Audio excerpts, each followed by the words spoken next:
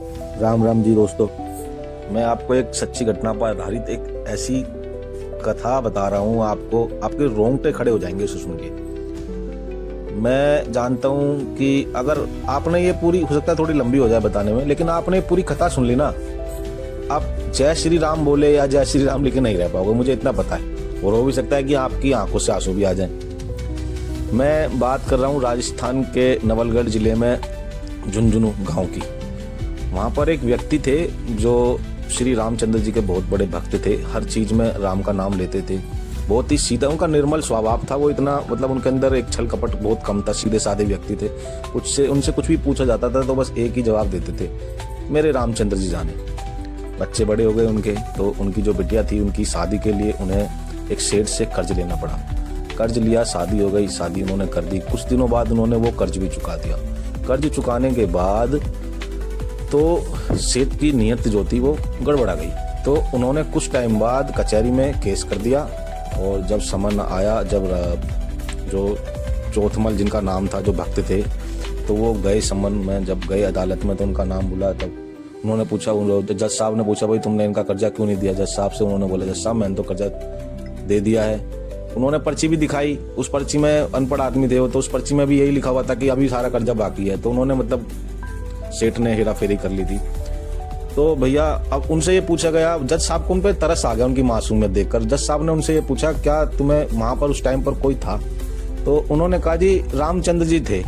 जज साहब ने बोला, रामचंद्र जी कौन है, कहाँ है? जी गाँव में रहते हैं। मतलब ऐसी, क्या वो गाँव में ही रहते हैं? तो उन्होंने कह दिया, जी हाँ वो गाँव में ही रहते हैं, वो तो सब जगह है। तो इस तरीके से जज, वो तो चला गया, लेकिन जज साहब को ना उनके ऊपर तरस आ गया। तो उनका कोई वकील तो था नहीं। तो जज साहब ने क्या करा, अपने लेवल पे तरस खा के अपने लेवल पर रामचंद्र जी के नाम पर, उनके गांव नवलगढ़ के झुंझुनू के नाम पे उन्होंने एक समन भेज दिया। डाकिया समन लेकर गया, लेकिन वहां पर रामचंद्र नाम का ना कोई आदमी मिला नहीं। तो एक चौखट, मंदिर की चौखट पर खड़ा हुआ, तब उन्होंने बताया कि पंडित जी बैठे थे, भैया पूरे गांव में रामचंद्र नाम का कोई आदमी नहीं है। आप जिसकी बात कर रहे हो वो आदमी चौथमल हमारे गांव में ही रहता है। और वो जिनका नाम ले रहा था रामचंद्र, वो किसी आदमी का नाम नहीं ले रहा था, वो इनका नाम ले रहा था, मंदिर में जो श्री राम जी बैठे हैं। तो डाकिया शॉक्ट हो गया। तो उन्होंने क्या करा, हार थक के वो जो समन था वो वहीं रामचंद्र जी के चरणों में छोड़ दिया। डाकिया तो चला गया। पंडित जी ने वो समन पढ़ के श्री राम जी को बता दिया। तो श्री राम जी से जाकर पंडित जी ने बोला कि आपको भक्त की लाज बचाने के लिए जाना है। वो तारीख आई तो रामचंद्र जी को अच्छे अच्छे वस्त्र पहनाए गए पंडित जी ने, और उनसे कहा कि प्रभु भक्त की लाज बचा लो। तो सब जानते थे कि वो सेठ झूठा है वहां पर, और वो बेचारा भोला भाला वो आदमी है। तो भैया रामचंद्र जी का नाम बोला गया कचहरी में। एक वृद्ध रूप में एक आदमी आया, जिसके माथे पे मतलब अलग ही तेज था। वो आए, उन्होंने आके गवाही दी। गवाही में उनसे पूछा गया कि, तो उन्होंने बताया कि इनके दुकान में जो अलमारी है, एक पुरानी अलमारी पड़ी है। पुरानी अलमारी में एक ऐसे ऐसे नंबर पे कॉपी रखी है, मतलब डायरी रखी। डायरी के पेज नंबर तक उन्होंने बता दिए। वहां पर वो असली रसीद रखी हुई है। 2 पर्ची बनी थी उस टाइम पर, नकली वाली इनको दे दी थी, और वो हेरा फेरी करके इन्होंने वो पर्ची मतलब अपने पास रख ली थी कि नहीं है। तो भैया जब सिपाही गए वहां पर देखा गया, तब उसी नंबर पर, उसी पेज पर और वो डायरी पर वो पर्ची मिली। तो जो चौथमल जो थे उन्हें बाइज्जत बरी कर दिया गया, और सेठ को 420 के केस में अंदर कर दिया गया। तो वो आदमी कचहरी में से गवाही देकर चले गए। तो जो जज साहब थे उन्होंने सोचा कि यार ये आदमी कौन है, इसको इतना कुछ पता है, मतलब उन्होंने अंदर तक की खबरें बता दी। तो वो जज साहब ने ढूंढा भी, उनको नहीं मिले वो।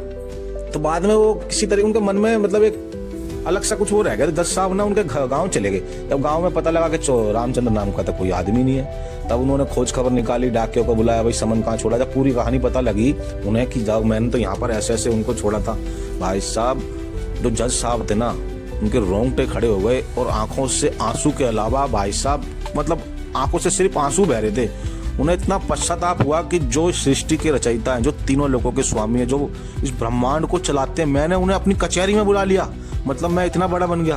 उनको इतना पश्चाताप हुआ, उन्होंने ना भाई वो जो कचहरी की जो मतलब जो जज साहब की जो नौकरी थी ना, उनको इस्तीफा दे दिया। इस्तीफा देने के बाद अपनी पूरी जिंदगी, बाकी की जिंदगी सन्यासी के रूप में उसी चौखट राम मंदिर के ऊपर वहीं गुजार दी उन्होंने। आज भी जो वहां पर जाते हैं ना, वो जज साहब का नाम आज भी वहाँ पे मशहूर है, उन भगत के नाम से, मतलब भक्त जज के नाम से वो आज भी मशहूर है। और वो मंदिर भी वहां पर आज भी है। आप जो लोग ये बोलते हैं ना कि भगवान नहीं है, ये है वो है, भाई जाकर देखो, भगवान आज भी हैं और वो सुनते हैं अगर मन के अंदर श्रद्धा हो और भक्ति हो तो। अगर वीडियो अच्छी लगे भाई लाइक जरूर करना, शेयर करना और चैनल को सब्सक्राइब करना। जय श्री राम।